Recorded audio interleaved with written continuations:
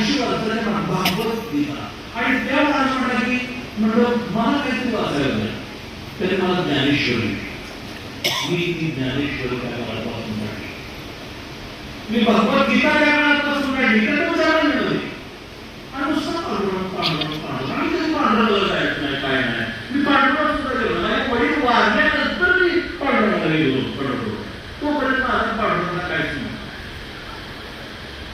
आणि त्या चर्चेमध्ये त्या एका माणसानं मला सांगितलं, विजापूरचे स्वामी संगमनाथ महाराज इथं आलेले आहेत आणि तुम्ही त्यांना भेटला तर फार बरोबर मोठा विद्वान कुठं आहे, तर ते आम्ही ठिकाणी आहे. मग मी त्यांना भेटलो, त्यांच्याशी चर्चा झाली आणि इतका प्रभावित झालो एमएपर्यंत शिकलेला आणि तत्वज्ञानामध्ये डिग्री घेतलेला महाराज होऊन मला असं वाटलं आपण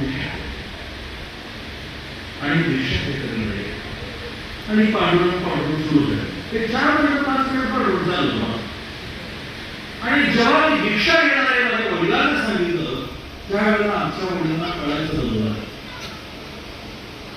माझे वडील रडायचे. ते माझ्या शिक्षकांना भेटले, मराठी शाळेतल्या शिक्षकांना भेटले, हायस्कूलमधल्या शिक्षकांना भेटले, कॉलेजमधल्या शिक्षकांना भेटले. ते एवढंच सांगायचे, अवघड सांगायचे तू दीक्षा घ्यायला आलं आणि सर्व शिक्षक मला भेटायचे. आपण इतकं तुला अजून जगायचंय, तुला हे करायचं दीक्षा. तर स्वामी संगमनाथ महाराजांची ती यात्रा आहे, ती हिमालयाकडे चालली आणि त्यांच्याकडून दीक्षा घेऊन मी हिमालयाला जायचं. आणि दिवस खरं होता शुक्रवारी मी दीक्षा घेणार होतो. वडील रडते, आई रडते. आदल्या दिवशी फक्त वडील म्हणले मजेदार, तरी मला बोलवलं. सगळ्या गावातल्या पोरांनी, मित्रांनी, सरपंच सगळ्यांनी सांगून बघितलं, मी कोणाचं ऐकत नव्हतं. आणि वडिलांनी मला सांगितलं, आता तू दीक्षा घेणारच आहेस तर आमचं काय म्हणणार. पण एक गोष्ट सांगतो, ती गोष्ट माझ्या वडिलांनी सांगायची मी खूप ऐकली आणि ती गोष्ट होती भक्त कुंडली. वडिलांनी सांगितलं, माझ्या वडील फार सुंदर बोलतो आणि मला म्हणाले की मजेदार एकच सांगतो, तो कुंडलीत आपल्या आई बाबाची एवढी सेवा करत होता की त्याचा तो सेवा भाव बघून साक्षात पांडुरंगाला भेटला. तरी तू आमची सेवा कर करू नकोस, परंतु आई वडिलांची सेवा ही सगळ्यात मोठी सेवा आहे असं माझ्या वडिलांची गोष्ट सांगितली. ती गोष्ट ऐकून झोपलो. सकाळी उठलो, लवकर उठून विटायला गेलो, स्वामी संगमनाथ महाराजांना भेटलो, त्यांच्या पायावर डोकं ठेवलं आणि सांगितलं, महाराज दीक्षा करायचं रद्द. ते म्हणजे काय मला दीक्षा मिळाली. मी माझ्या वडिलांनाच गुरु करायचं ठरवलेलं आहे आणि मी त्यांच्याकडून दीक्षा घेणार आहे असं मी म्हणालो. आणि तो कार्यक्रम माझा कॅन्सल झाला आणि मित्रांनो तेव्हापासून मी माझ्या आई वडिलांची सेवा करायची. हे सगळे जे तुम्ही आज बोलवणार ते समाजामध्ये बांधिलकी मानून सेवाभावी वृत्तीत नाही काम करत आणि म्हणून हे कौतुकास्पद आहे. मी तुम्हा सगळ्यांचं कृतज्ञता व्यक्त करतो. तुम्ही जे काम करताय तेवढं आम्हालाही करता आलेलं नाही, पण तुम्ही जे काम करताय ते काम मोठं काम करताय आणि अशा पद्धतीचे काम तुम्ही करायला पाहिजे. तुकाराम महाराज म्हणतात, जे का रंगले गांधले त्याची म्हणेच वापरले, तोची साधू ओळखावा देव तेथीची नाव.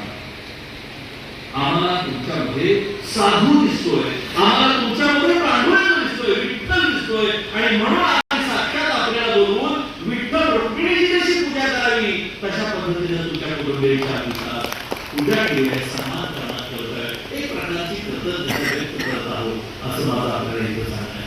मित्रहो, बोलायचं खूप जास्त बोलणार नाही कारण मला वेळ झाल्याने मलाही खूप माहिती त्या महिन्यामध्ये खूप कामकाज चालू आहे. पण अण्णाभाऊ साठेंच्या जयंतीच्या निमित्तानं मी आपल्याला एक गोष्ट फक्त सांगतो. हा जो मैत्रीचा आधारित मैत्री पुरस्काराचा जो विषय आहे ना, बार्शीमध्ये का सुरू झाला, तर अमर शेख आणि अण्णाभाऊ साठे यांची मैत्री आणि ही मैत्री अण्णाभाऊ साठे सांगली अमर शेख बार्शी, मी सांगितली आणि सुनील सर हे इथले आणि म्हणून तुमची माझी मैत्री आणि त्या मैत्रीतून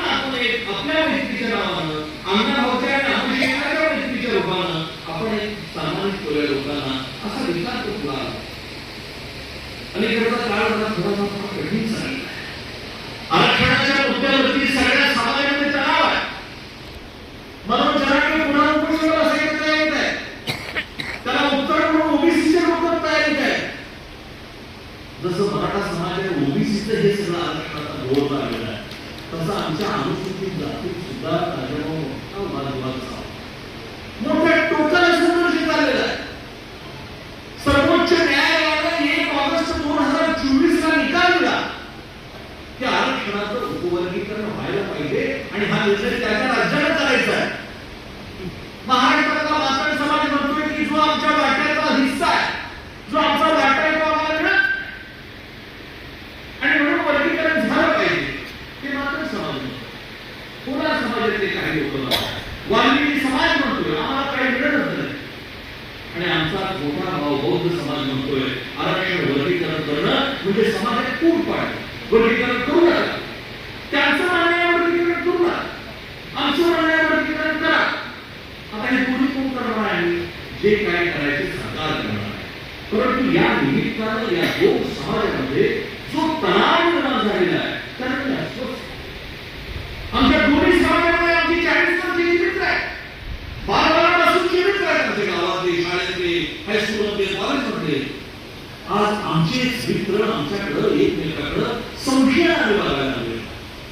बीड जिल्ह्यामध्ये तर बंगाला समाज आणि मराठा समाज यांच्यातला तणाव आम्ही बघतोय आणि ते आमच्यात होऊ नये म्हणून आमची कळवळ चालू आहे. राजाभाऊ योगायोगानं तुमचे दोन्ही समाजात मित्र आहेत. माझ्या आपल्याला की मातंग समाज, बौद्ध समाज आणि दलित समाजाला मतभेद आहे तो मनभेदापर्यंत निघालेला आहे. याला कुठेतरी आळा घातला पाहिजे.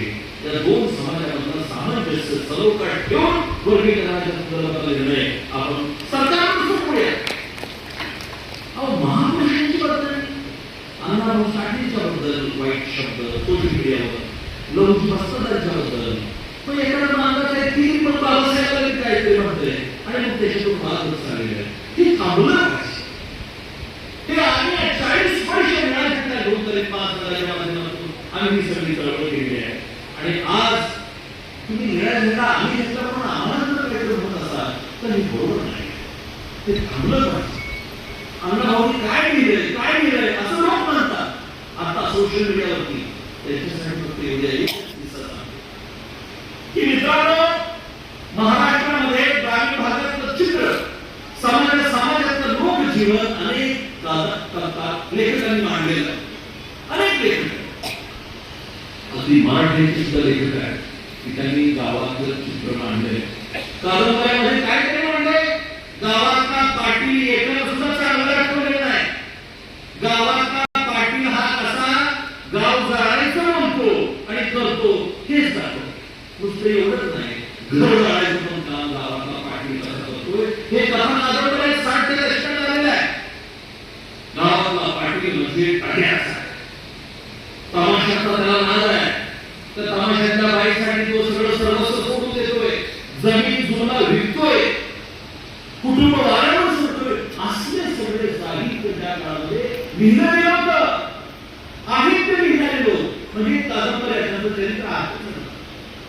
पण जेव्हा पाटणाला सगळे लेखक विकृत रूपामध्ये दाखवत होते तेव्हा अण्णाभाऊ साठे मात्र या मराठा समाजाकडे वेगळ्याच नजरेने पाहत होते.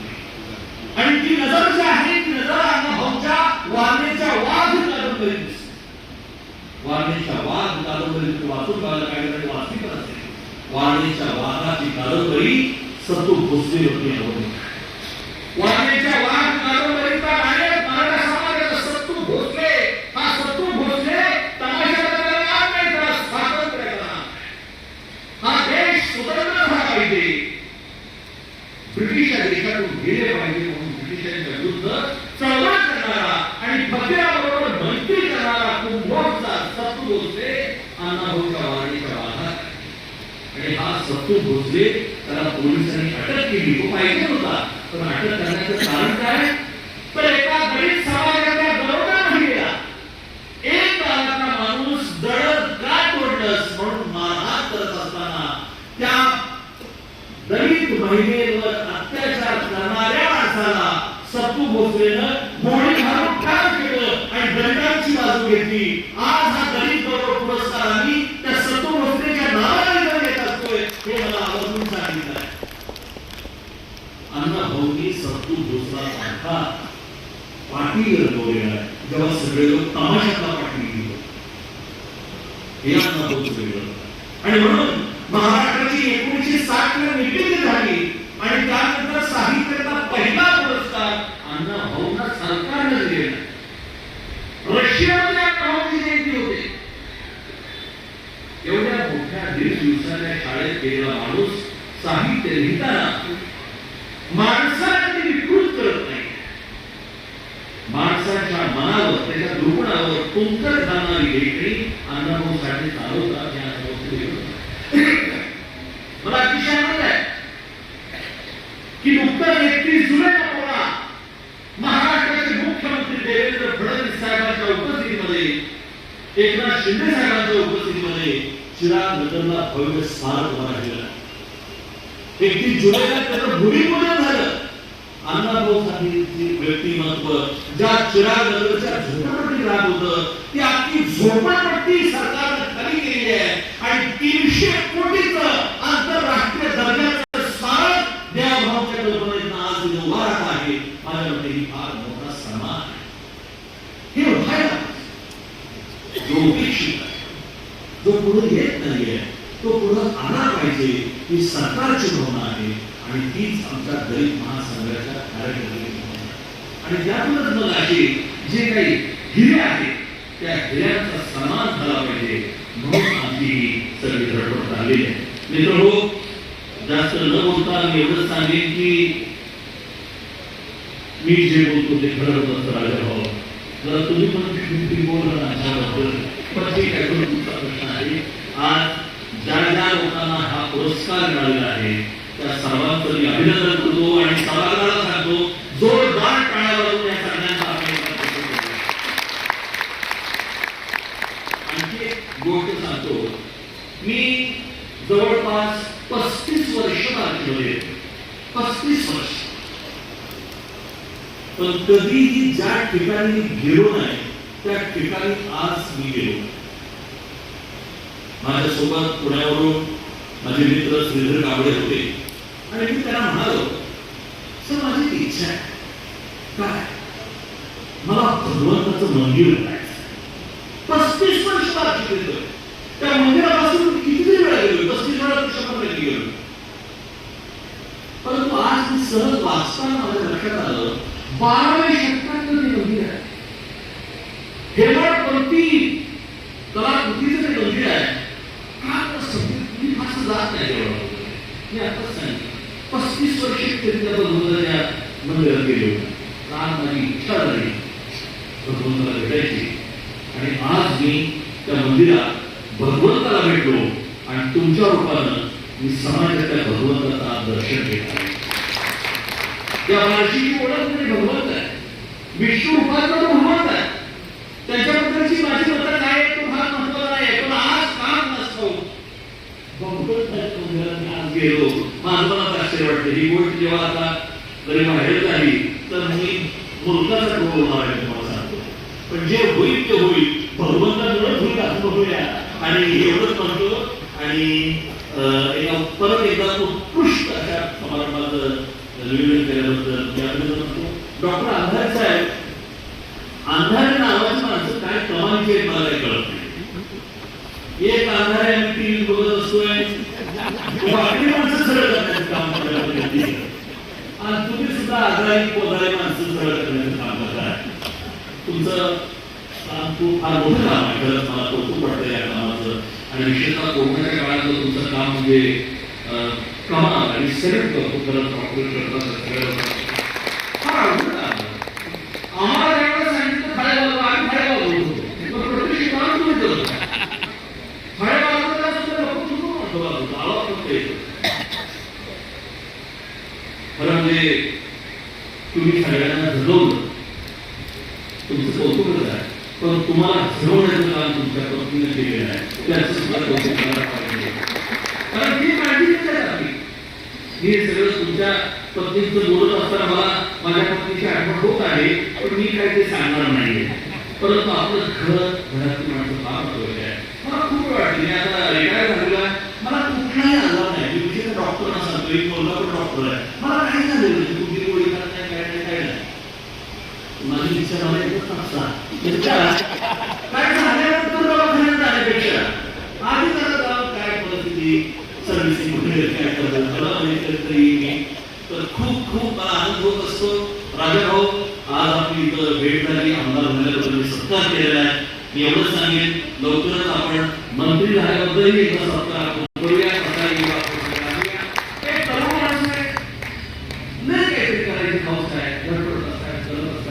आपण त्याच्या पाठीशी उभं राहिलं एवढं सांगतो. आमचं कुणाचंच वाईट नाही, आमचं कुणाचंच वागणं नाही, आमचं कुणाचंच वागणं नाही, पण जो धडपडतोय त्याच्या सोबत आपण असलं पाहिजे. हीच माझी भावना आहे, ही दलित सगळ्याची भावना आहे आणि ही तुम्हाला सगळ्यांची भावना आहे. आणि त्याच भावनेतून तुम्ही हे सगळं काम करताय. परत कधी आलो तुमची शाळा करायला म्हणजे बाकी कधीतरी एकदा मी आपल्या शाळेला विजिट करेन. आमदार साहेबांकडून आपली वेळ घेईन. तुम्ही वगैरे तुम्ही आमचे सहकारी आहे आणि मला ऐकलं तुम्ही असताना आमचं कुटुंब सगळं तुमचं फॅन आहे आणि कोशिश करून आजच्या तुमच्या भाषणानंतर मी तुमचा फॅन व्हायला वगैरे असं मला वाटायला लागलं. So thank you very much. जय महाराज, जय